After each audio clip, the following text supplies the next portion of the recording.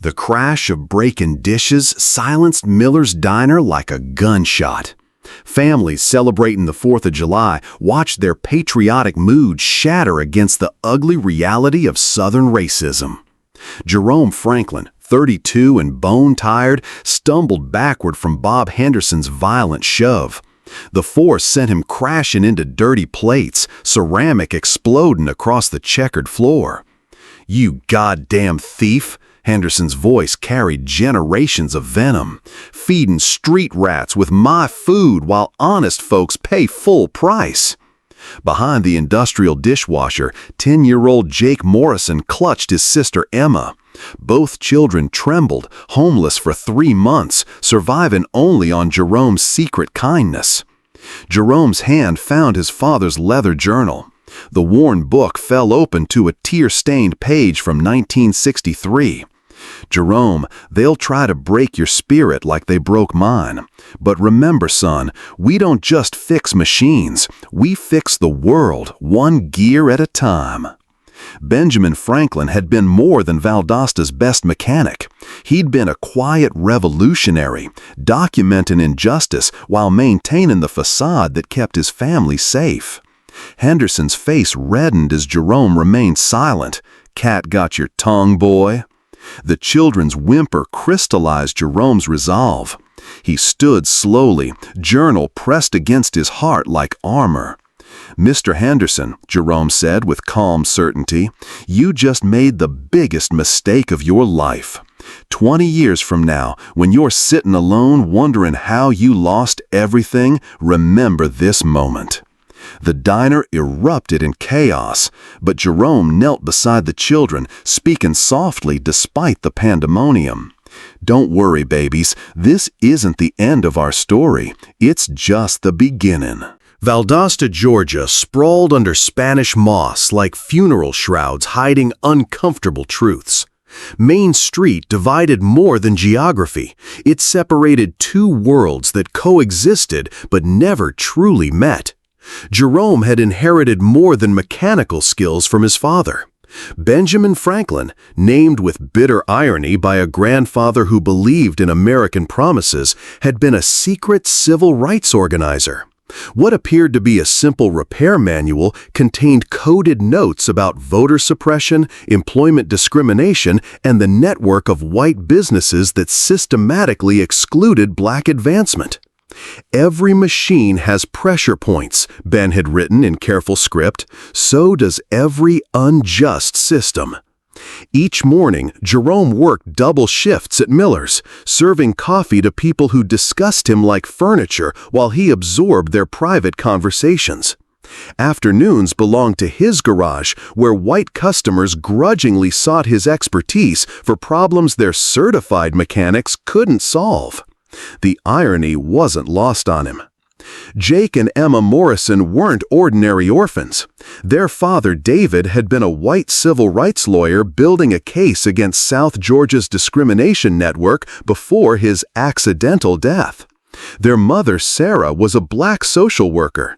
The mixed-race children represented everything the town wanted to forget. Jerome's garage had become an unofficial sanctuary where racial barriers temporarily dissolved. Jake slept among half-restored engines while Emma practiced reading with repair manuals. They found family among grease-stained workbenches and the constant soundtrack of Ray Charles singing "Georgia on My Mind." Every Sunday at Mount Calvary Baptist, Deacon Miller preached about Moses leading people to freedom while looking pointedly at Jerome. The message was clear. Some folks were born to challenge pharaohs. Henderson's harassment had intensified recently, as if he sensed Jerome's growing confidence. Anonymous complaints about health violations, whispered campaigns questioning his fitness to care for children. The systematic pressure of men who feared change. Each night, Jerome read his father's dual wisdom, mechanical expertise paired with social strategy. "Son, fixing an engine is like fighting injustice. First, you diagnose the real problem. Then you find the pressure point. Finally, you apply exactly the right force at exactly the right moment." As he tucked the children into their makeshift beds, Emma asked the question that haunted him. Why do they hate us? Jerome opened the journal to Ben's response. Because they're afraid, baby girl, and fear makes people do broken things to innocent folks. Dawn brought more than sunrise to Jerome's doorstep. Mrs. Patterson arrived with a court order and 2 stone-faced police officers, their squad cars' red and blue lights painting the neighborhood in colors of authority and loss. Anonymous complaints about unsafe living conditions, she explained apologetically, unable to meet Jerome's eyes. Her voice carried the weight of bureaucratic inevitability. Jake and Emma were loaded into a state van like cargo. Their destination, Milledgeville State Children's Home, 200 miles away, effectively unreachable. As the van disappeared down the dusty road, Jerome felt something die inside his chest. By noon, Henderson's phone calls had activated a network Jerome barely understood existed. White business owners, city officials, and administrators, connected by shared interests in maintaining order, moved with surgical precision. Jerome couldn't find work anywhere in Valdosta. His automotive customers suddenly found other mechanics. The barber shop wouldn't cut his hair. Even the black-owned grocery store apologetically asked him to shop elsewhere. The owner's business loan came from Henderson's bank. Economic warfare, fought with whispered conversations and closed doors. Cleaning out his father's toolbox in desperation, Jerome discovered a hidden compartment. Inside lay photographs, documents, and audio recordings from the 1960s that made his blood run cold. Ben Franklin hadn't just been a mechanic. He'd been a meticulous civil rights investigator, documenting decades of systematic discrimination with the patience of a man building a case for history. The journal revealed its full purpose. Ben had been constructing a comprehensive dossier against Valdosta's power structure, voter suppression, employment discrimination, financial redlining. His accidental death in 1980 wasn't random. He'd been getting too close to exposing the network. Jerome realized Henderson's attack wasn't personal. It was systematic. The same forces that silenced his father were now targeting him. David Morrison's car accident fit the pattern perfectly. Following Ben's methodology, Jerome began documenting everything. Henderson's business practices, discriminatory hiring patterns, the network of good old boys who controlled city contracts. His waiter's invisibility became his greatest weapon. That evening, as thunder crashed outside his empty garage, Jerome opened his father's journal to the final entry. Jerome, if you're reading this, they've probably silenced me, but I've given you everything you need to continue the fight. Remember, fix what's broken, son. Machines, hearts, and systems that keep good people down. Lightning illuminated the garage where Jake and Emma once slept. Jerome made a choice that would echo through generations. Patricia Sullivan's silver Porsche 911 purred to a stop outside Jerome's garage 3 days later, its engine stuttering like a wounded bird. At 58, she carried herself with the authority of old money and older secrets. Her salt and pepper hair pulled back in a neat bun that couldn't hide the steel in her gray eyes. "I heard you might be able to help," she said carefully, stepping from the car with practiced elegance. "Though I should warn you, I don't usually do business in this part of town." Jerome studied her through the garage's open bay. Every instinct screamed caution. White customers didn't seek him out after public humiliation. They disappeared like morning mist. But the Porsche's problem was complex, requiring both mechanical genius and patience. As Jerome diagnosed the intricate electrical failure, Patricia watched with surprising intensity, asking technical questions that revealed her own deep automotive knowledge. "My father started with one garage in 1952, she mentioned casually, built everything himself.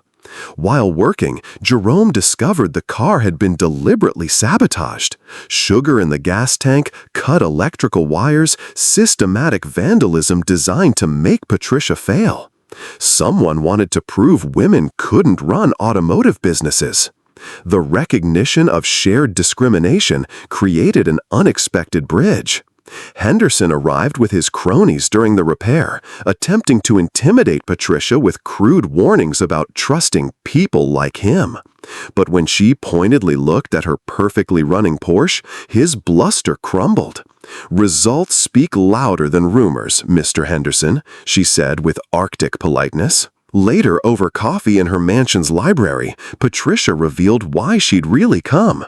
Her late husband, Michael Sullivan, had been secretly working with Ben Franklin in the 1960s, feeding information to federal investigators before his suspicious death in a house fire. "I've been waiting 30 years for someone with your father's courage and your skills," she admitted, producing a folder thick with documents. "It's time to finish what they started." Her proposal was audacious. Expose the entire network through the regional classic car restoration competition. These men worship automotive culture.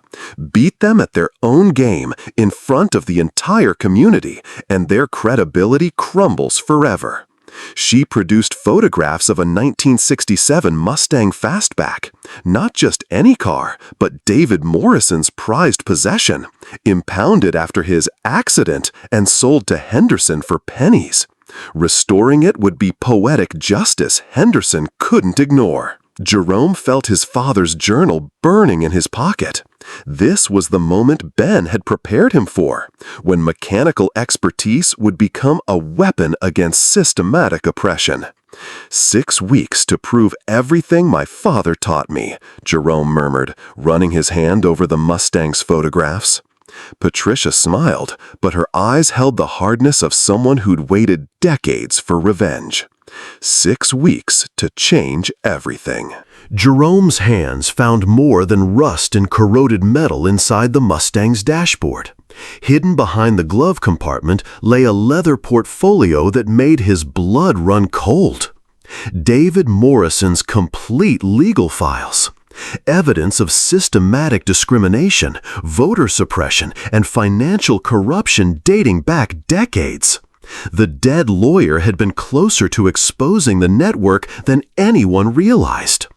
Jerome spread the documents across his workbench like a detective reconstructing a crime scene. Bank records showing discriminatory lending, city contracts awarded exclusively to white-owned businesses, voting records mysteriously purged before every election. Henderson wasn't the mastermind. He was middle management in a criminal conspiracy involving city officials, bank presidents, and state politicians. They'd been systematically excluding blacks from economic opportunities while enriching themselves through discriminatory practices spanning generations. The garage door opened with a metallic screech. Patricia entered, followed by an Asian woman in a crisp FBI windbreaker whose presence changed everything. "Jerome Franklin meets Special Agent Sarah Chen," Patricia said quietly. "She's been building a federal case against this network for 3 years." Agent Chen's badge caught the afternoon light as she examined Morrison's files with professional intensity. "We've been waiting for inside evidence like this. Mr. Franklin, your father's documentation combined with Morrison's legal research gives us everything needed for RICO prosecutions." The revelation hit Jerome like a physical blow. The children's placement hadn't been random. It was protective custody. Agent Chen had been orchestrating their safety while building her case. "Jake and Emma are safe," Chen assured him, noting his stricken expression. "They're also key witnesses to their father's work. We've been protecting them while gathering evidence." Jerome's father's journal suddenly felt heavier in his pocket. Ben hadn't just documented local discrimination. He'd been feeding information to federal investigators for years before his suspicious death. "Your father was braver than you know," Patricia added softly. "Michael wasn't the only one working with the FBI. Ben was too." Outside, Henderson's panic had reached desperate levels.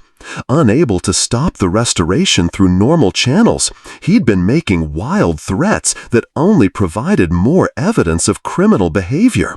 Each outburst was recorded, each intimidation attempt documented. The Mustang's restoration became a race against time. While Jerome rebuilt the engine with surgical precision, Agent Chen's team prepared federal warrants.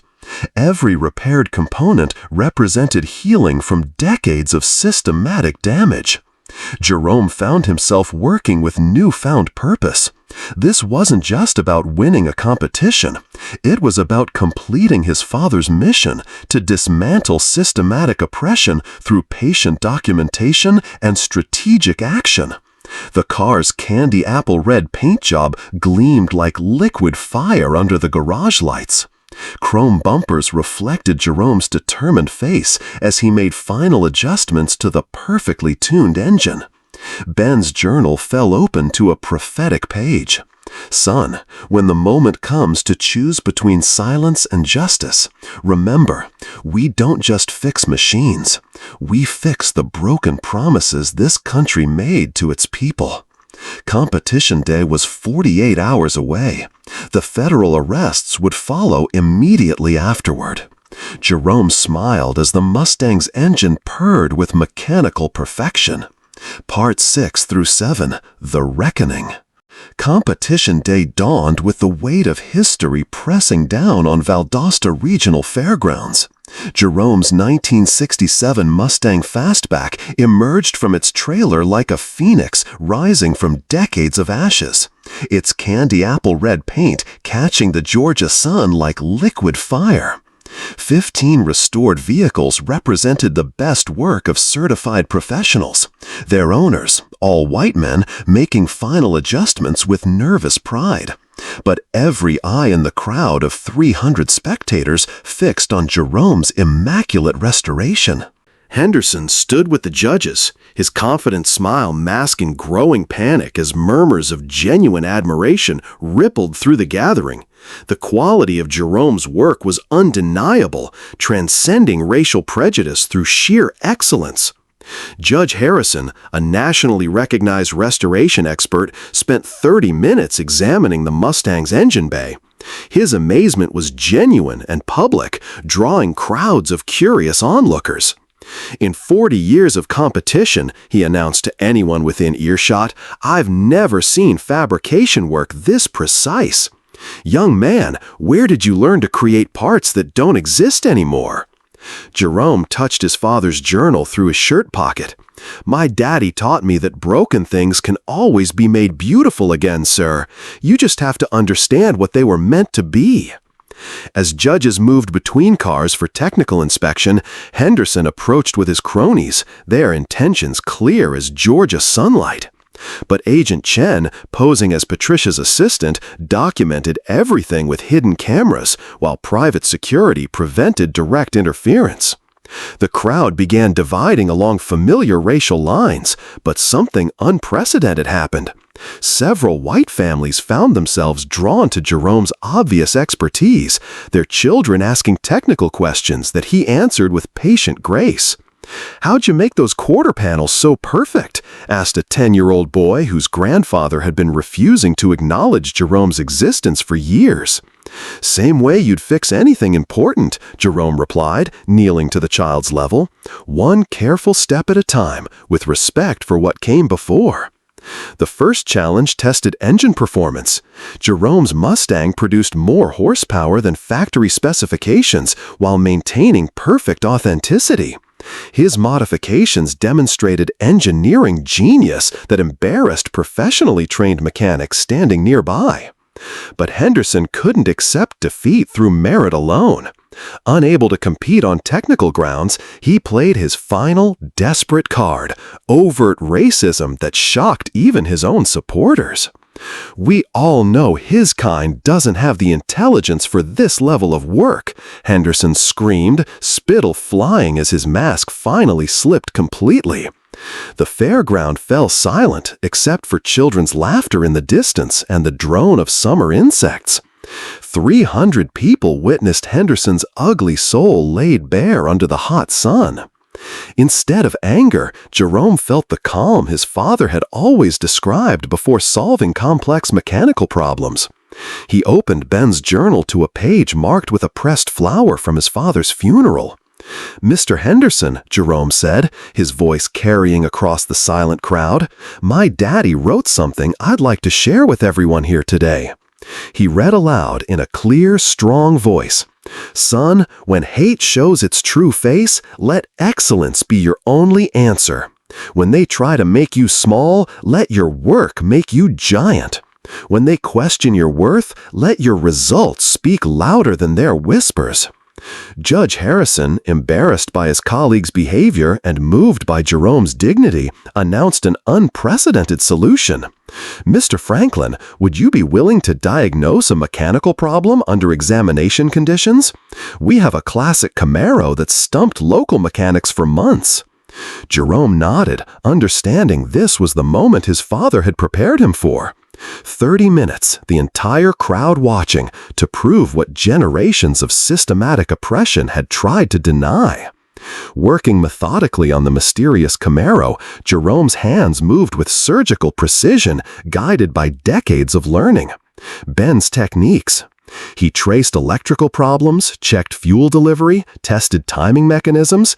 Each step explained to the fascinated crowd like a masterclass in automotive excellence. The issue proved complex, subtle problems that individually wouldn't disable the car, but together created mysterious failures. Jerome's systematic approach and deep understanding revealed what purely technical knowledge had missed. As he worked, Patricia's voice boomed through the public address system, announcing what everyone needed to hear. Henderson's criminal network, federal investigations, decades of systematic corruption, all laid bare with FBI documentation and multiple witness testimony. The Camaro roared to life, running smoother than it had in years. The crowd erupted in genuine appreciation for demonstrated mastery, racial prejudice temporarily overwhelmed by obvious skill. But Henderson, faced with inevitable arrest and public humiliation, lost control completely.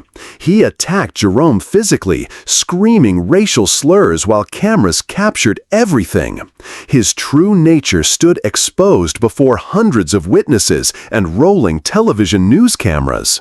Black and white spectators together restrained the raging man while supporting Jerome. The moment represented a turning point in Valdosta's racial dynamics, moral lines drawn clearly between justice and hatred. Agent Chen stepped forward with federal marshals, badges gleaming in the afternoon sun. "Robert Henderson, you're under arrest for civil rights violations, conspiracy, and criminal racketeering." As handcuffs clicked shut around Henderson's wrists, Jerome spotted two familiar faces in the crowd. Jake and Emma Morrison, brought back by Agent Chen as protected witnesses, ran toward him with tears streaming down their faces. The competition results became secondary to the larger victory.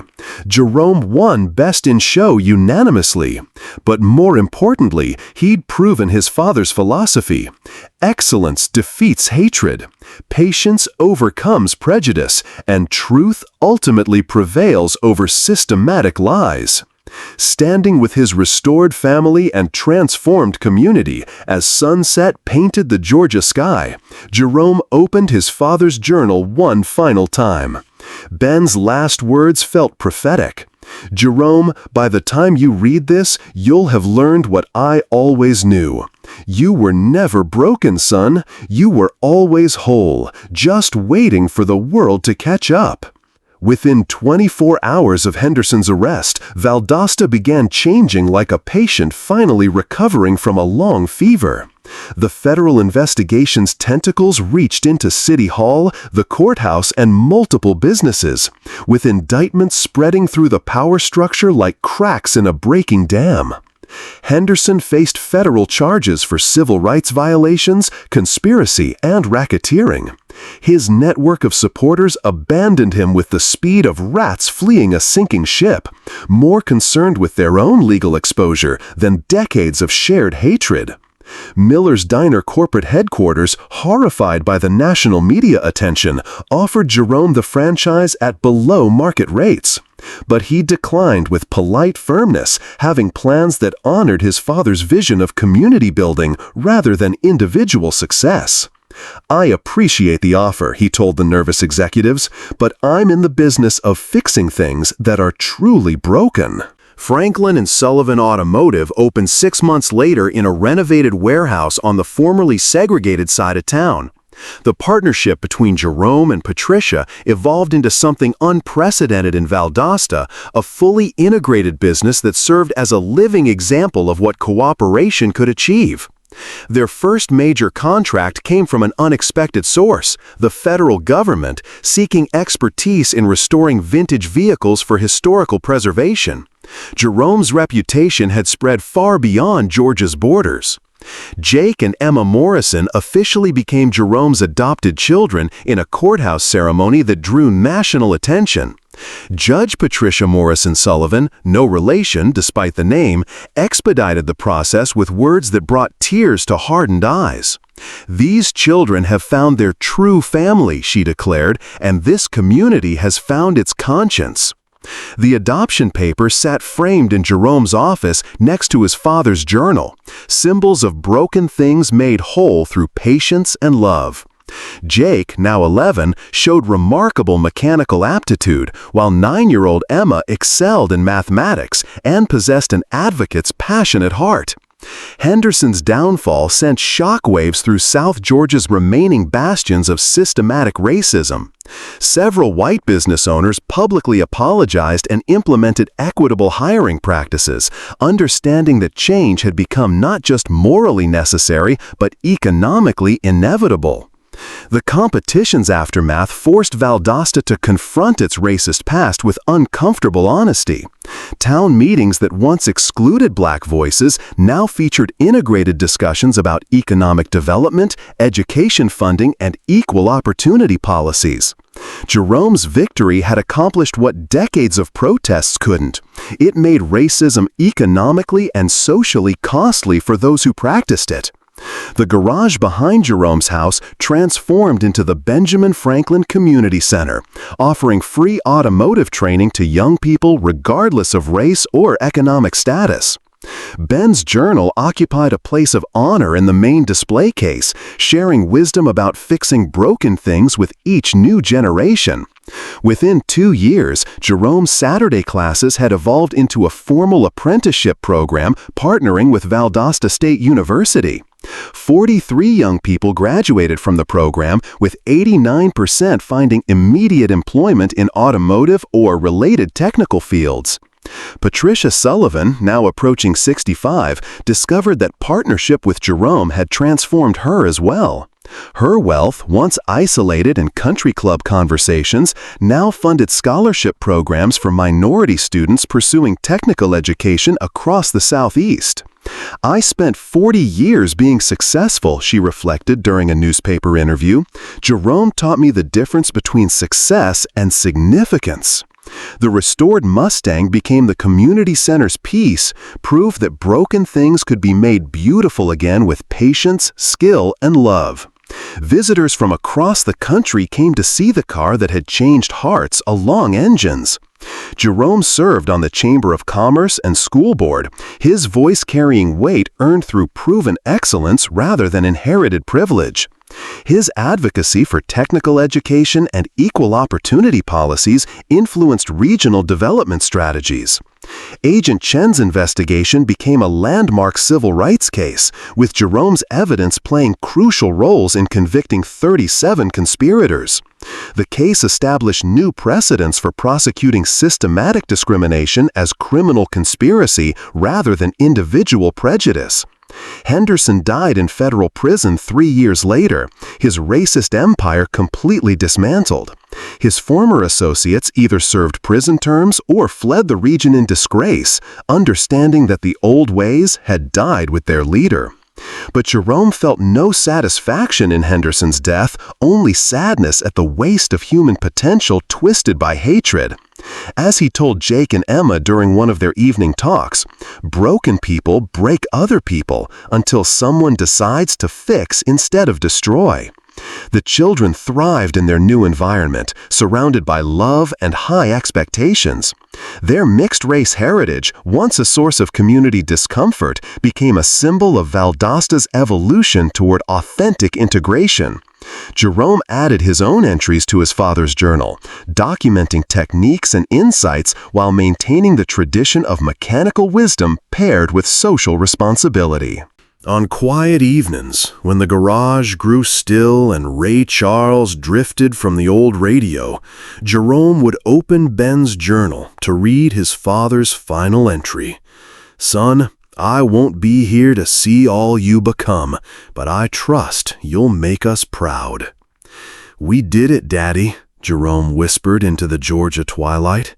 "We fixed more than machines. We fixed hearts, systems, and a community soul." 20 years later, the helicopter's rotors cut through the morning air above Valdosta like a mechanical heartbeat, circling the sprawling campus of Franklin Sullivan Technical Institute before settling onto the executive helipad with practiced precision. Jerome Franklin, now 52 and distinguished by silver threading through his hair, watched from his office window as two figures emerged from the aircraft. The boy and girl he'd once protected behind a diner's dishwasher had grown into leaders who commanded respect from the highest levels of American society. FBI Director Jake Morrison, 30 years old and carrying himself with quiet authority inherited from both his adoptive father and birth parents, stepped onto the tarmac first.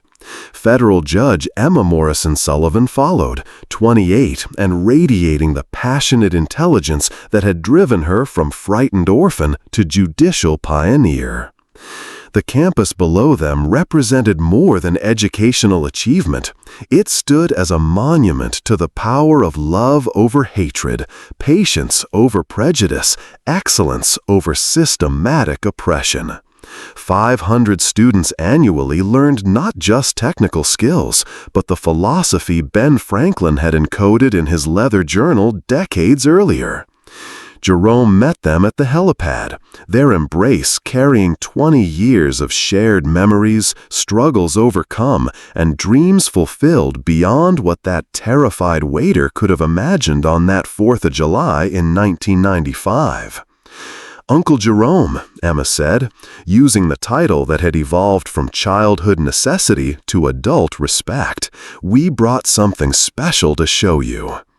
Jake held up a leather portfolio containing newspaper clippings, federal citations, and photographs documenting their joint foundation's work.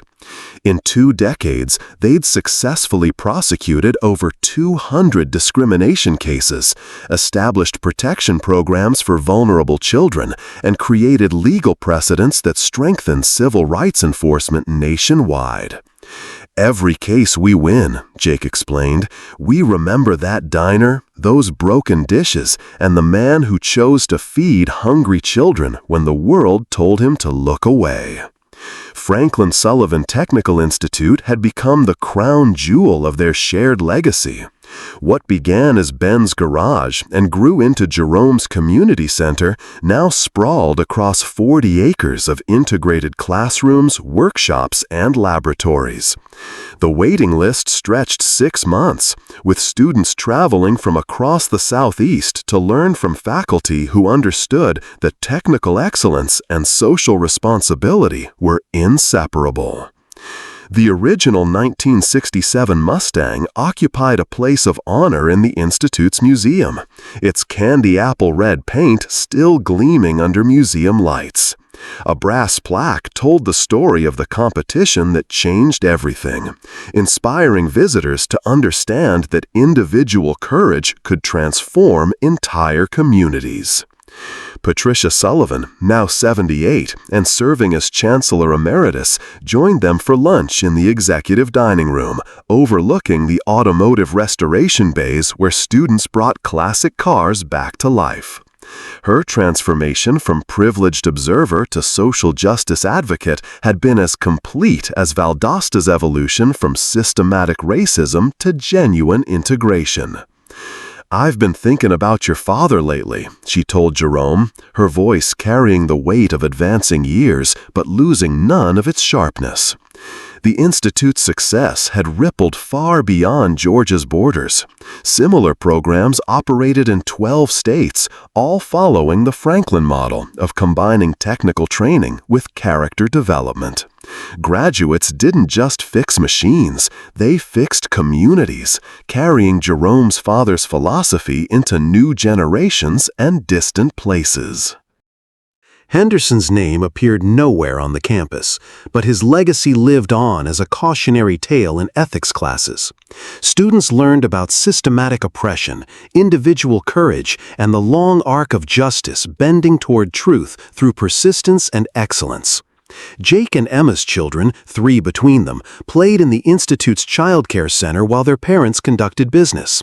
The next generation would grow up in a world their grandparents could barely have imagined, where racial harmony was assumed rather than fought for, where excellence was celebrated regardless of its source. As afternoon shadows lengthened across the campus, Jerome led his family to Ben's journal display in the main lobby.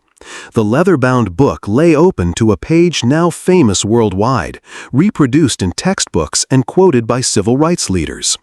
"Fix what's broken, son. Machines, hearts, and systems that keep good people down." Jerome added his own entry that day, writing in the careful script his father had taught him. "Daddy, today your grandchildren brought their children to see where love conquered hate. Your wisdom travels in their hearts to places we never dreamed possible. The broken things stay fixed, and the cycle of healing continues." Emma wiped tears from her eyes as she read the new entry. "He's still teaching us, isn't he?" Jerome nodded, closing the journal gently. "That's what family does. We pass on what matters, generation to generation, until the whole world learns how to fix what's broken." As the helicopter prepared for departure, Jake and Emma embraced their adoptive father one final time. Their work continued. Federal courtrooms, congressional hearings, university lectures, all carrying forward the lessons learned in a small Georgia garage where a man chose love over hatred, patience over anger, excellence over excuses. Jerome stood alone on the helipad as the aircraft disappeared into the afternoon sky. But he wasn't truly alone. Ben's spirit lived in every student who learned to see potential where others saw problems. Patricia's partnership had shown that racial barriers dissolved when people worked toward common goals.